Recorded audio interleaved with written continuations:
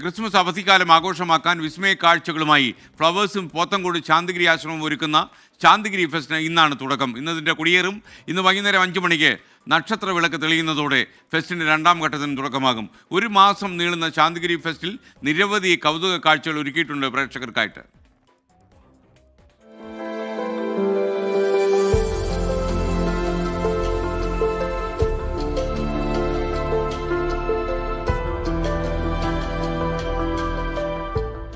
Christmas new year അവധിക്കാലം ആഘോഷമാക്കാൻ ശാന്തിഗിരി ഒരുങ്ങി.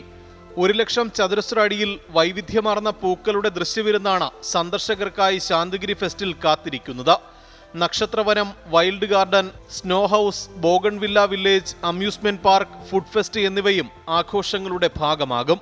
വരുന്ന ആളുകൾക്ക് എല്ലാവർക്കും കാഴ്ചയുടെ ഒരു നിറവ് തന്നെ സമ്മാനിക്കുവാനായിട്ട് ഈ ഫെസ്റ്റിന് സാധിക്കും എന്നുള്ളത് കാര്യത്തിൽ യാതൊരു സംശയമില്ല. നക്ഷത്രവനവും അതുപോലെ വാട്ടർഫോൾസും ഫൗണ്ടനും റോബോട്ടിക് ഷോയും അമ്യൂസ്മെൻറ്റ് പാർക്കും ആരോഗ്യ കേന്ദ്രവും ഹാപ്പിനെസ് ഗാർഡനും ഹീലിംഗ് ഗാർഡനും അങ്ങനെ ഉൾപ്പെടെ വൈൽഡ് ഗാർഡനൊക്കെ ഉൾപ്പെടെ വലിയ കാഴ്ചയുടെ ഒരു സമ്മോഹനമായിട്ടുള്ള ഒരു രംഗമാണ് ഇവിടെ പ്രധാനമായിട്ടും ഒരുക്കിയിരിക്കുന്നത്.